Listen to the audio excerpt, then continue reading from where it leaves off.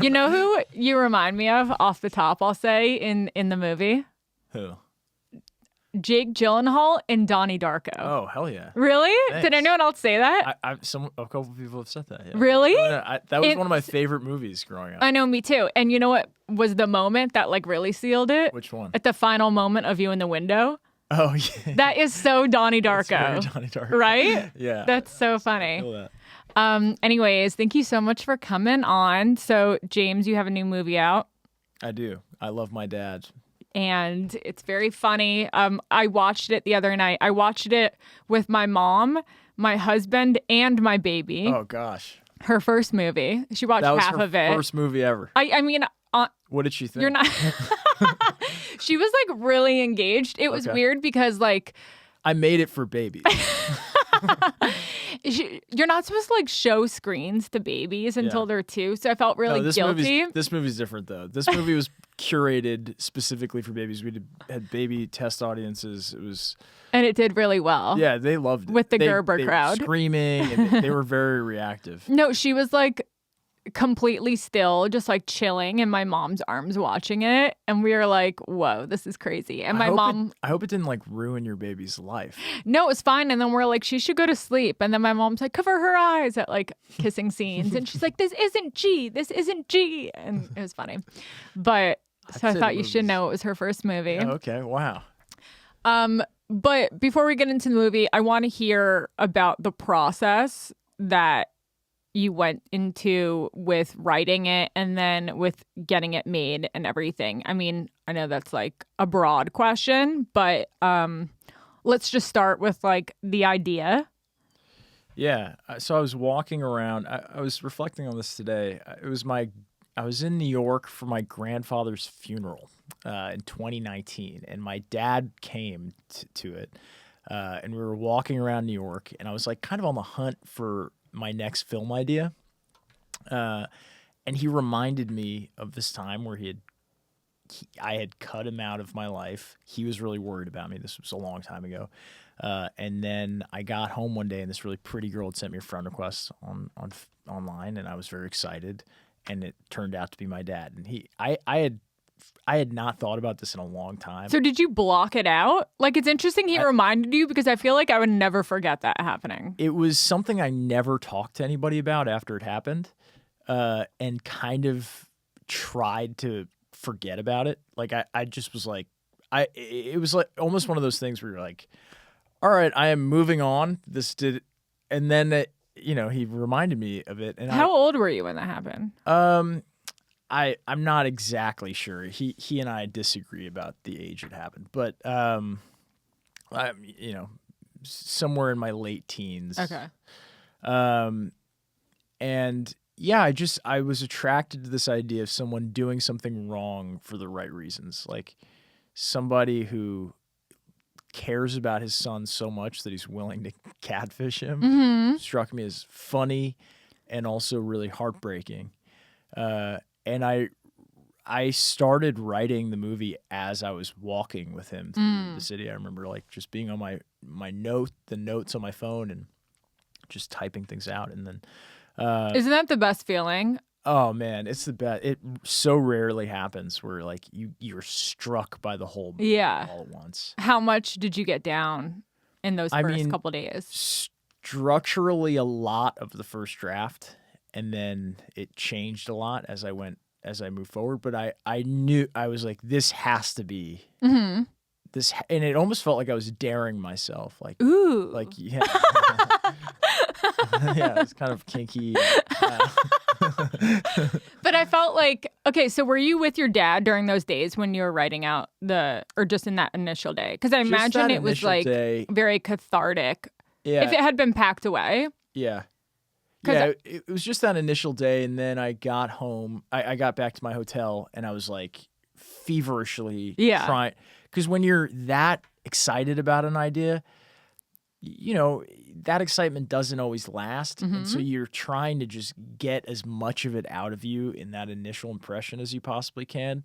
Because if you sit on it, it kind of, I don't know, it gets kind of stale. Totally. It's the best high, and it drives you. Yeah. It's like being on a wave that you're like surfing, and you feel that like force pushing you, and you're just like, Yeah. Because you're like, the more you get down, then you'll find like more, you'll find out more of the story as you go. But like that initial momentum is really important.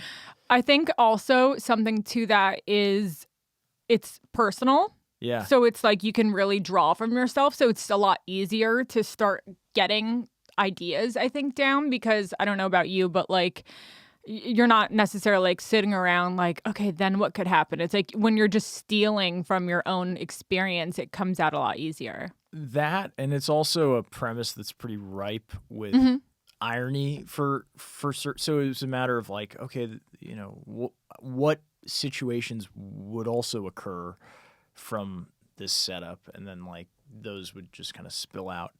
And then it was a matter of just writing a really bad kind of manic first draft, which I was looking that over today, actually. And oh, really? I was just looking That's at nice. it, and it's so different than what it ultimately turned out being, because I'm writing my next movie now, and it's, after you finish a movie, you're like, how am I gonna do another? How do I do another one? And kind of you do it like piece by piece, slowly, and it's bad for a long time until it gets better. And so looking at that first draft was helpful for me, because I was like, oh my God, this is so sloppy and all over the place, and I would never share that with anyone. But it has like an energy to it, and so I wrote that first draft, and then I kept getting I just kept revising. Eventually we won some like screenwriting contests and stuff, and then I attached Patton and built the cast around him, and then we made it. So before this, had you written any other features before? I remember the play that you wrote. Oh yeah, with the aliens. Yeah. In the catering. Yeah, 6:35. Yeah. Yes. Yeah. How long ago was that? Oh man, that was probably 6 years ago, 5 or 6 years. Remember when I came over? Yeah, I did. Yeah. And so and then I remember, and then you put it up too. Yeah, I put the play up, and then I shot it as a short. Oh, really? Yeah. Yeah. So I guess I want to also hear about, like, before this feature came, like what your experience was like with writing and what you had been working on leading up to it. Yeah. I've like written and made stuff my whole life, pretty much, and then I went to USC for theater. Ooh. And film as well.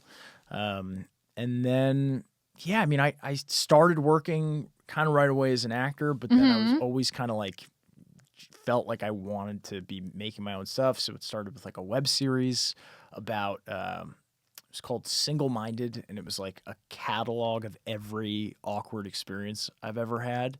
And I would like take the awkward experience and like take it to the furthest extent it possibly could be taken. And then I made my first micro budget feature, 3-something.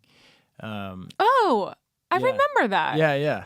I remember seeing the teaser. Yeah. Yeah. Yes. Okay. Yeah. So that it's like you in bed with 2 other people, right? Yeah. Yes. Oh my God, that's so funny.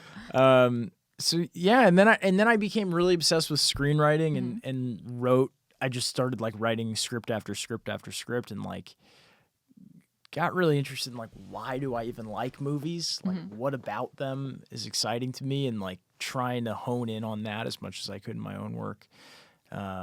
And then I Love My Dad was written. Something that I love about your movie, and what my mom noticed too, is that it's very much like one of those cool movies from the 90s vibe. Like, comparing like Donnie Darko, like one of those like cool kind of like indie vibes that like you don't as much see today. Like obviously it's like a very original idea that you haven't seen done before. But like, so were you influenced by those types of like cool, you know what I'm talking about? I think so. Yeah. I mean, I feel like I was influenced by like every movie that I love. And like what kind of movies would you say inspired you to want to be a filmmaker? Oh man, I mean, I have like some pretty boring answers, like Tarantino, Paul Thomas Anderson. I feel like the people that I think of now are like Ruben Östlund, or there's an Iranian filmmaker, Asghar Farhadi, who makes these like these movies start out just so grounded, and then there's like one misunderstanding that occurs, and then that misunderstanding compounds, and because it started out in such a grounded way, like the stakes feel very high. It's all like social tension. Kind of like did you see Shiva Baby? Yeah. Like a little like that? Yeah, exactly like that. Yeah, and then I don't know. I mean, I love the work of like Nathan Fielder. Yes. Are you watching The Rehearsal? It's amazing. Oh my God.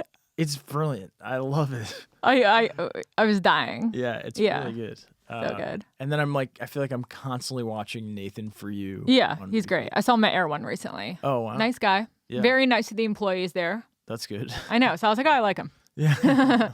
Likable guy. That's amazing. What was what's your writing process like? It's different every time. I mean, it always has to start for me with like a really strong concept. I've made the mistake in other scripts where I start out with a concept that's kind of like meh, and then it's just the rest of the process sucks. Do you outline? I usually do. It starts with like a lot of journaling and free writing, where I'm like trying to understand. I'm trying to like just figure out what excites me about the thing, and like what the emotional engine of the movie is. And then once I feel like I figured that out, it's like seeing, like crafting the arc of that emotional engine, just thinking about it a lot, going on a lot of walks and talking about it with people. And then it usually comes down to, then I outline it, and then I'll research stuff that I need to kind of fill out the story. And then I'll usually do another outline, and then I'll beat out the story. And then I'll do like I'll do like a really fast draft, and then I'll like the vomit draft. Yeah, exactly. How many drafts would you say you did from the Probably first to the probably like 3 or 4 page one rewrites, where I would start like what? where I would start fresh. Okay. Where like I wasn't just editing scenes. I did a few rewrites where I would like go like, okay, I have this, and I would take what I had, I would outline it, and then I would like write a fresh draft based on a new outline. I did that probably 3 times. And then it was just a matter of like tinkering. Yeah. And then what was the process like of attaching Patton? Was that someone who you always had in mind? Yeah, I mean, I've loved Patton for a long time. I mean, he's somebody who's like, he's obviously so funny, but he's got tremendous heart, and I knew that quality was going to be important for this character. I love him as an actor. He's so funny. Yeah, ever since United States of Terror. Oh yeah. I don't know why, but that's like always the first time I remember seeing him. Like that's where I think of him from. Yeah, the first time I randomly. remember seeing him was Big Fan, from 2009, where he plays this like obsessed fan, and it's a dark movie, but he brings a lot of heart to it, and so the movie really works. And yeah, I remember seeing that and just like loving him on screen. Yeah, I mean, he read the script, and then we just had like a lot of conversations about it to make sure we were interested in making the same movie. Did you give anything along with the script? Like a letter or like any sort of I don't think I additional thing? No, I don't think I did. I knew his manager, and the manager loved the script, and so we got into conversation pretty quickly. Yeah, I don't know. The writing letters and stuff to people is, I've tried to do that in the past with other things. I've never done it, but I've always wondered. It kind of is like, I'm not about like how it's received. If that's like an old thing. Yeah, I don't know. I mean, when someone, for me, it comes down to like the person and the material and like where I'm at in my life. Unless somebody writes something that really strikes me, it sometimes makes me less inclined to do it because I'm too thirsty. Yeah, it feels that way. It's because it's like it doesn't matter how I'm just like, what is the material? What are we making? Right. You know what I mean? And yeah. I'm excited like, about great, it. I'm glad that you're interested, but like, is it a good script? Yeah. Like you think the material will speak for itself. Yeah. And Yeah, like, or I want to like, yeah, or I want to talk with the person. Are you willing to change this? Or like, what were you thinking about when you wrote this part, or how are you intending on executing this? And so I like, for me, I wanted to get to that place with Patton as quickly as possible, where I was like able to articulate how I was, how I saw the whole movie. I had already storyboarded most of it, so I was able to kind of walk him through section by section. That's cool. Like how I envisioned the film, and play him music that I was intending on using, and then he and I are also both huge cinephiles, and so that's how we kind of developed a common language, is just by talking a lot about the movies we love, and we're able to kind of get on the same page that way. Yeah. Yeah. Did being an actor help you with writing at all? Like, in the way, did it like change the way that you wrote? Yeah, I think so. I mean, I feel like, as you know, like most scripts you read, they don't sound like people. Right. And so I think my writing started from a place of just like wanting to make it feel real. And so I think in that way, it's funny. I've kind of always written, and my acting and my writing started kind of, I think I probably started writing before I started acting. And so in a way, I feel like it maybe even works more in the other direction, where my writing influences my acting. And you've done a lot of cool stuff too. Oh, thanks. Yeah. Like, what was it like working on American Horror Story? Oh, it was really fun. I mean, that was my first bigger job. And so to be on like a studio set was really exciting. I mean, was Ryan Murphy directing it or no? No. No, he wasn't directing it, but he was around, and he's a really nice guy. Yeah. And you know, really knows what he wants. And oh my God, I'm blanking on the guy's name who you're in the scene with. I love him. I was on a few of them, which the guy who's like the cult leader type. Evan Peters? Yes. Oh, yeah. I can't believe I forgot his name. I love great. him. Yeah, he's amazing. So intense. Yeah. So good. Yeah. Was he cool to work with? Oh, man. He's such a down to earth. Really? Yeah. Very kind of, he's very nonchalant in person. Kind of just like, when we're not shooting, he's generally like just kind of hanging out, listening to music. And he's just, he's a really sweet guy. Yeah, I want to work with him. Cool. Yeah. So I don't know. I just got sidetracked thinking about that. No. So okay. So you got Patton attached, and then what was the next process like? Was he like, yeah? Where do you go from there? Yeah, I don't know. Like talking through ideas for the other characters, like in terms of casting. Yeah, exactly. I love the cast. Oh, so many great actors. Yeah.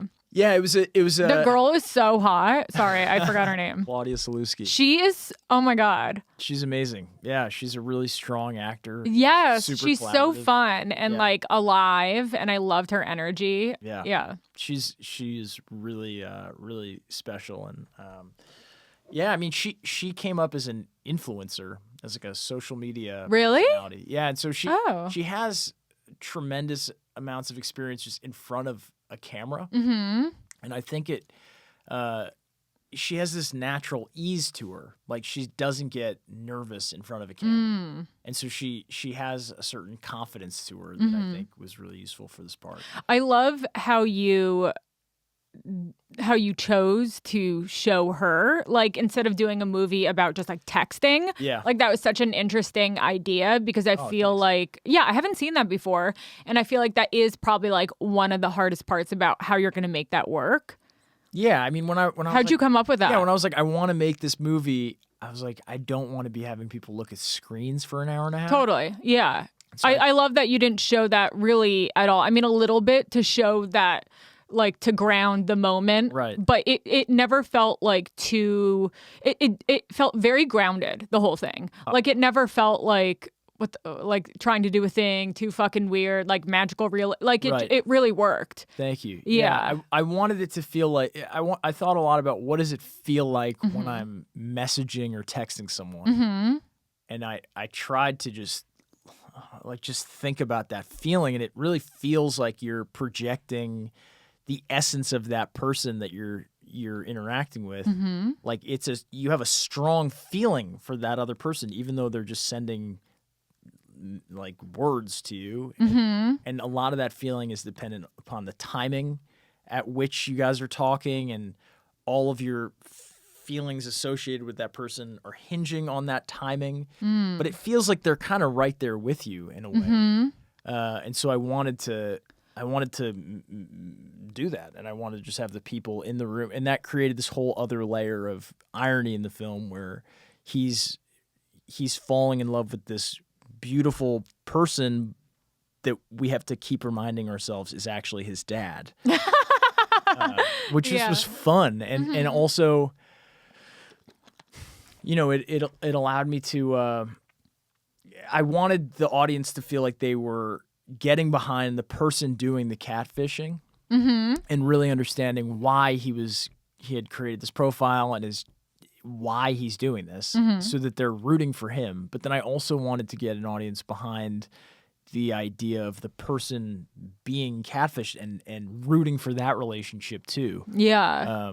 I don't know. My favorite movies are the ones where there's not a good guy and a bad guy. There are two people that you really want to win, but they can't both And win. everyone has both elements too. Yeah. I think of good and bad. Yeah. Like it exists together. Totally. I love also the way that you shot her in those scenes. Like it was always like she was like, and I know that part of it was like the angle of the conversation, but like she'd be like standing above you, like walking on the table, or like it was just interesting, or like popping out of the freezer. Like, yeah, it was cool, and it still felt like very different, but it really worked. Oh, thank you. Yeah. Yeah. I wanted it to feel dynamic, and I love the dancing on the street. Yeah, that was fun. I didn't want her to just be showing up like sitting. I didn't want them to just have a bunch of like very ordinary interactions. Yeah, like the energy just like made it so exciting, and just kept like it felt like it was the flow of like a fast conversation of someone falling in love, you know? And he's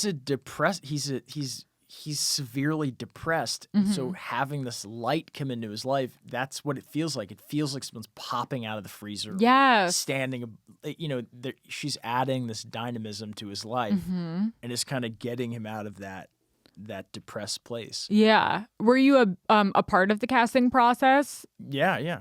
Oh yeah, you're the director. Yeah.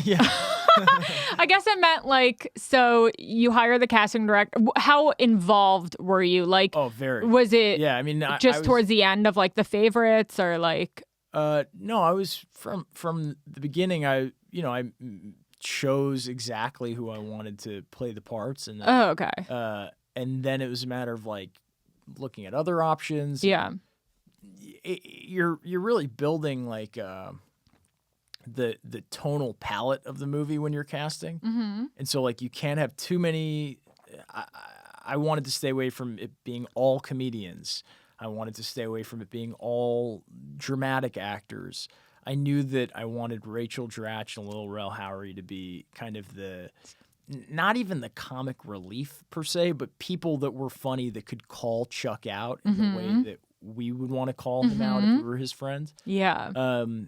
But being able to do so in a way that kept it on the lighter side, and could really say what we'd want to say. Right. Like calling him out directly. You know, it's so funny. The scene of her Rachel Dratch, the scene of her standing around at the party before she starts texting on her phone, she's just standing there. Yeah. I burst out laughing, and I was like, she's so fucking talented. Like, she can just stand there and not do anything and be so funny.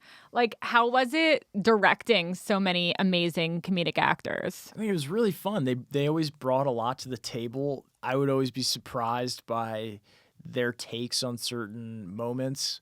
That's one of my favorite scenes too. Part of it was, and where it goes is just yeah, without ruining it. Yeah. It's funny. One of the hardest parts of this movie was crafting the digital landscape of the film because You have to tell me what that means. because you're building all these profiles from scratch. Okay. Like we're not using any social media platform that exists. So we had to like design our own social media. Oh, platform. yeah. And then you're Like a fake Facebook. essentially, and we take for granted how much information is actually being presented when we're looking at a screen.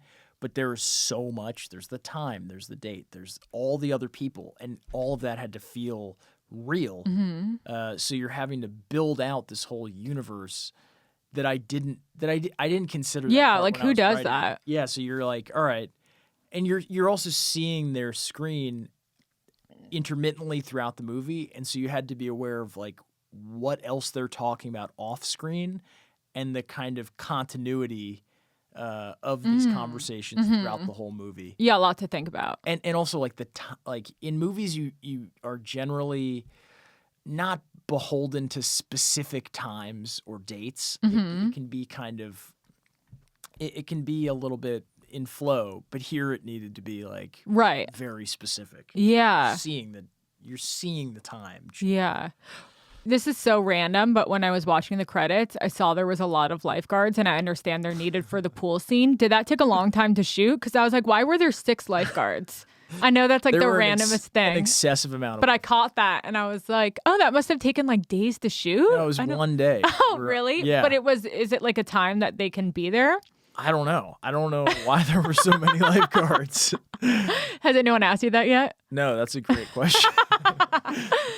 So was it hard for you to be acting, writing, and directing? I've tried that once just for like a short. It was literally a 5-minute short, and I just couldn't do it. I cut my scenes out. What happened? Well, I realized I'd much rather be behind the camera. It was just too much. Like, I don't consider myself to be an actor. Like, I've done my friend's shorts, but like, it was way too overwhelming for me. Like, I just like could not do it. It was hard for me to like switch off that part of my brain and like go from like your directing brain to like the writing, just switching back and forth. Like for you to carry that on so perfectly throughout the entire movie, like what was that process like? What did you need for yourself? Like how did it work? Like what did you do in terms of like playback and like how much time did you take for yourself? And like what did you ask for? Yeah, I mean I've made like a lot of the stuff I've made since I was a little kid. I've kind of been doing this where I'll write something that I really want to make, and then I'll make it, and then I'll also be playing one of the parts. And I've done it throughout my life just because a lot of times I just had to, where I couldn't find someone else or whatever. So I've just gotten, I don't know, it's become like a weird integrated part of how I make things. But process wise, I mean, this was a much bigger film than I had made. So it was like, again, like storyboarding the entire movie ahead of time. So I knew exactly what I needed. Rehearsing extensively with my whole cast ahead of time. Oh, great. How long did you get to do that for? Like a week. They came out to Syracuse like a week early. And then, that's amazing. Yeah, and then we'd meet up and just go through the scenes and exhaustively explore. And then also just like working with, I hired an acting coach for myself so that I could be working with him and like just getting another. Was that with Tyler? No. Okay, because I saw his name too, and he was my teacher at Leslie Kahn. Oh, cool. No, Tyler's. Because I just saw the names I noticed. Tyler helped me a lot. Like he and I would talk through the script a lot. Yeah. All the time. And yeah, he was. But just like being as prepared as possible. Like how much time? Following like when you would it be like you sold it and you were ready to go in pre-production to when you were shooting, like how much time did you have to prepare? We hadn't sold it. We had gotten it.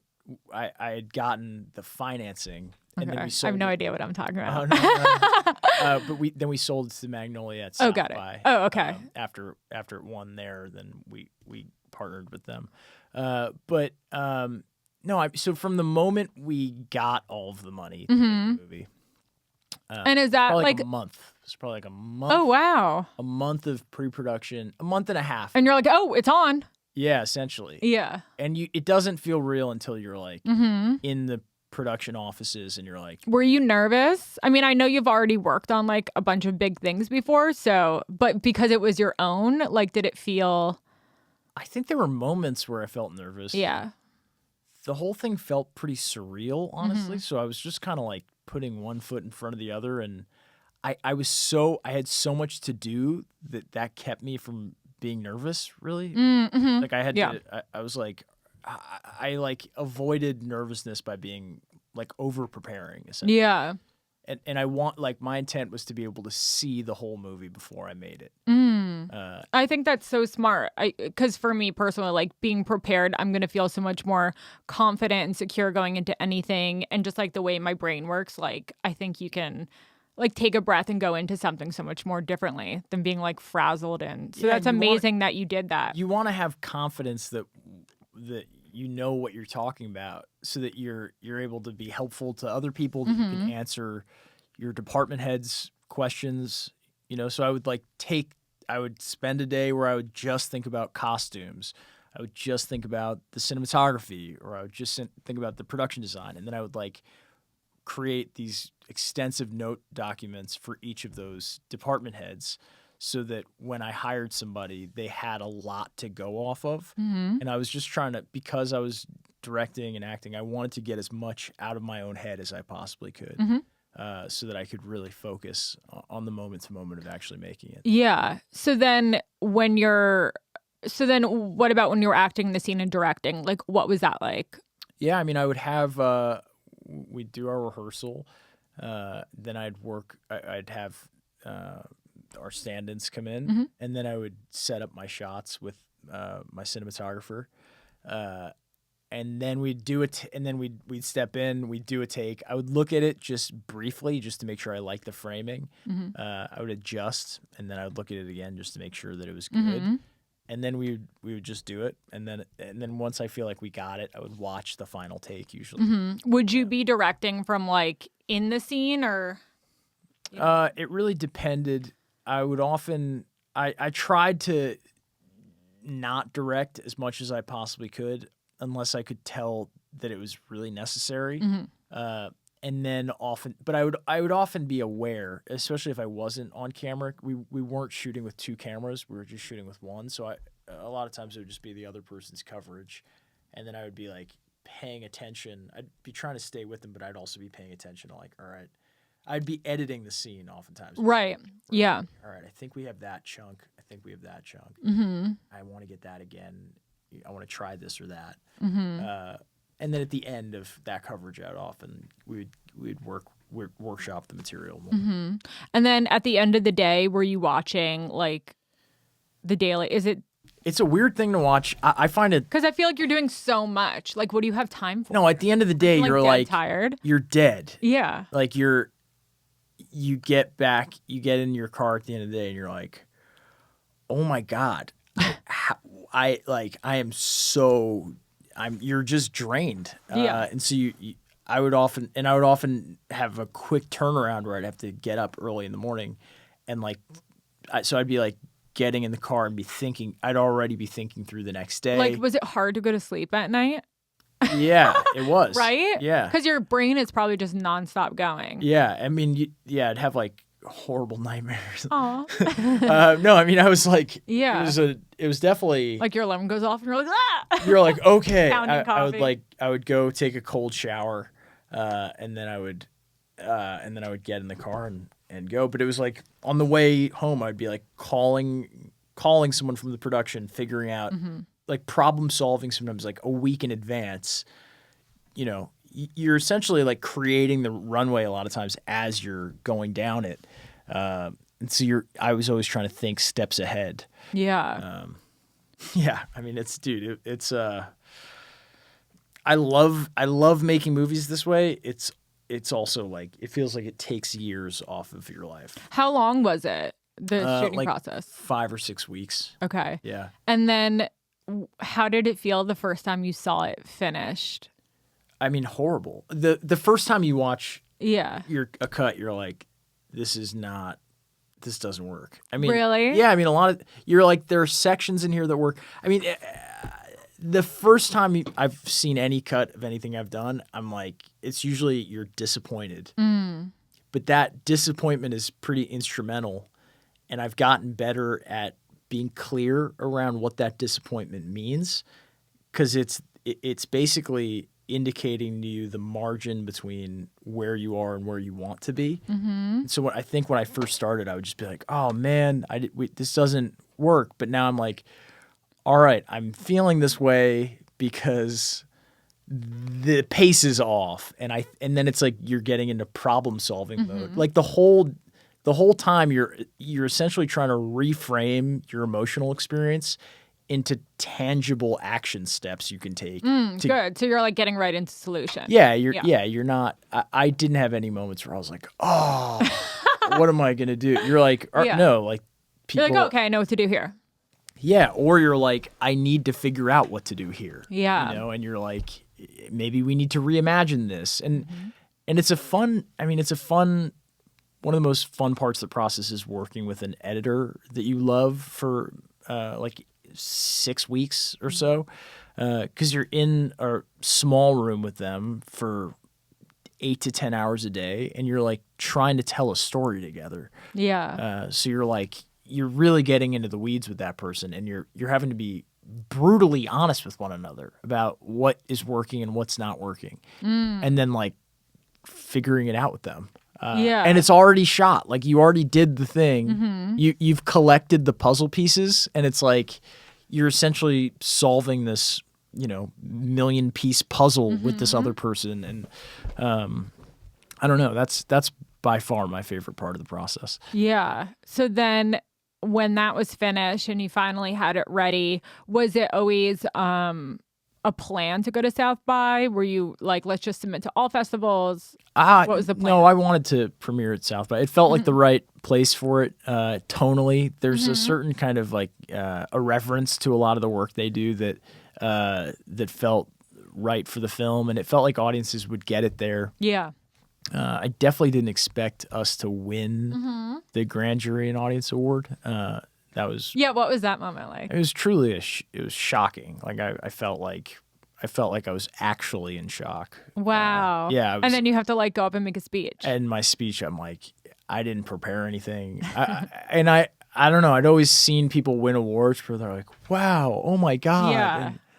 But like I didn't like the experience of actually having to step up and then like face. And then you're like, what just happened? What did I say? Thousands of people and go like, okay, you're like, what am I doing up here? Like But I think like I couldn't. People love that too. Yeah, I had very little composure. I was just kind of like, whoa, there's all these people. Like, yeah, you can't even. I don't know. I couldn't wrap my head around it in that moment. Yeah, it was pretty special. But and my mom was in the audience. She was like screaming, like, oh, talk. Did you see her? Talk. Out of thousands of people. No, I was zeroing in on. I felt like my body was actually in a state of shock. Like where I was like, Was that? It wasn't like, oh, I was shocked. I was actually like you're like, are my legs moving? Shut down. Like I was like, how do you come out of that? I don't know. For 20 or 30 minutes afterwards, I was kind of like, what is this? What does this mean? Yeah. Because I don't know. I couldn't wrap my head around it. It was just like there were so many other great films there, and I just felt like I don't know. It was I couldn't make sense of it. And you've been on such an exciting roller coaster since. Like I feel like that was just like the start of like a million fun things to come. Yeah. So how has that whole process been? I mean, it's been amazing. We've played at some great festivals, and I've gotten to talk about this thing that I love, that I was lucky enough to make, and just being able to like share the film with these huge audiences. And man, it's been like one of the most it's been probably the most fun year of my life, I would say. Oh my God. Yeah. I love that. Yeah. And like, how cool is it to see your movie like in a theater? Like, what was that experience like seeing it on a big screen? I mean, additional to South by, but like being in LA or something or back home and like seeing it in like a fucking movie theater. Yeah, I mean, it's a movie that I intended to cause visceral reaction to. Yes. So to have an entire audience like exploding with those reactions has been really satisfying. I know my mom was like, "Oh my God, oh my God, oh my God," and then she literally like in so many of all the right moments, I would assume, I'm curious if the whole audience is doing that in Yeah. some of these, which is just exciting to Totally. have. I mean, I'm sure as a stand-up, like Yeah. it's when you're having that level of response to something, it's just fun. You feel smug. Yeah, totally. I mean, You're like, yeah, it's like you get this kind of mischievous delight. I from had the whole always thing. been like that as a young kid. Like I was always such a troublemaker, and I Yeah. just loved the idea of like getting an effect out of someone. Totally. And like that's what I love about like going to the movie theater too. It's such a different experience from being at home and watching something when you're in energy with everyone else, and it's like you're just like something's just like making you like evoke emotion, and like it's such a powerful, incredible, energetic moment. So like to witness that, I mean, like there has to be nothing better. So cool. And watching it at a drive-in movie theater was the moment where I was like, whoa. I was able to watch it again for the first time. Because I used to go to the drive-in as a kid, and I mean, I saw like Titanic at the drive-in. A lot of these kind of foundational movies for me, I saw in that context. So to be, I don't know, watching it with all these people in their cars, it was just really, really special. Yeah. And then, so I know you traveled around, you went back home too. Yeah, we played it in Boston. What was that like?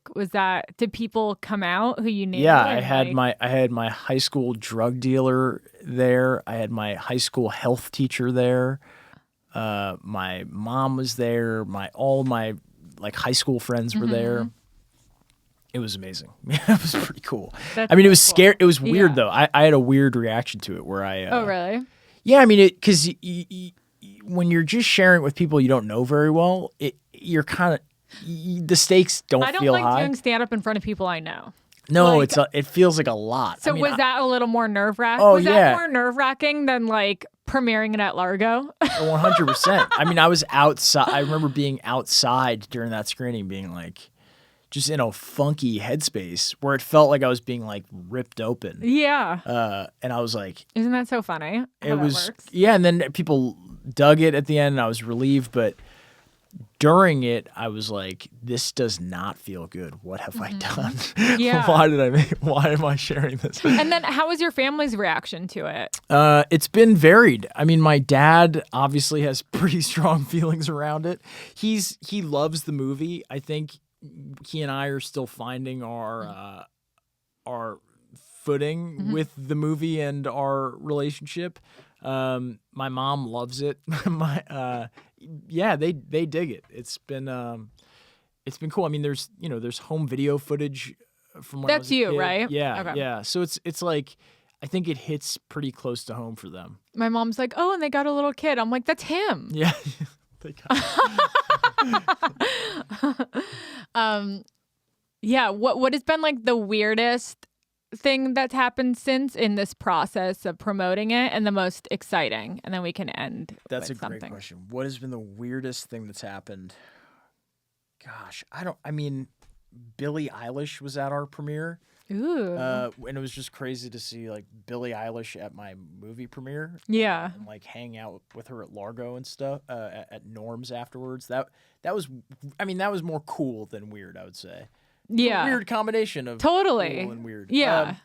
But I mean, I love her music, and she's just a really sweet person. But I don't know if I have any sensationally weird things that have happened. Mm-hmm. I mean, the whole thing is weird, honestly. Like it's like telling the most embarrassing thing that you've ever had happen to like everyone you know. Mm-hmm. And so it's exciting but also weird, and sometimes I'm sure you feel this way sometimes with your stand-up, where some days you'll feel really confident and like, yeah, I feel good about, I'm enjoying the oversharing in a way. Right. And then other days you're like, what What did I do? Yeah, like this is way too much. Yeah, but I imagine the whole process was super cathartic. It was, yeah. Yeah. And then I mean, just having it in theaters nationwide right now is so cool. so trippy and exciting. Yeah. have you allowed yourself to enjoy it? Like, do you I don't like, really know how to enjoy things, to be honest. I'm not good at enjoying things. Yeah. I'm like, I feel like I've been in a state of survival for so long. Coming up as an actor, you're like, how am I gonna? That I feel like that's kind of my state always is just like I'm just like trying to get better and better at doing this. And yeah, I don't know. It's something that I'm still figuring out how to do, honestly. Yeah. And then how soon after you finished were you like, I have to start the next thing? Right away. Yeah. Yeah, but it's stupid because it's like it's something that I'm like learning is a ridiculous way of thinking about creativity. The idea of like I'm now realizing like I need to kind of have something that I have to say. I don't want to just start creating something random. Like now that you're in the position that you are, you're like, I need my next move to be something that's good and important I want and to like feel somewhat inspired. Yeah.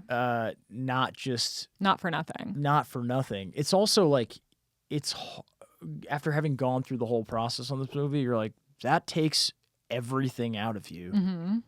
It has to be something that feels really worth it.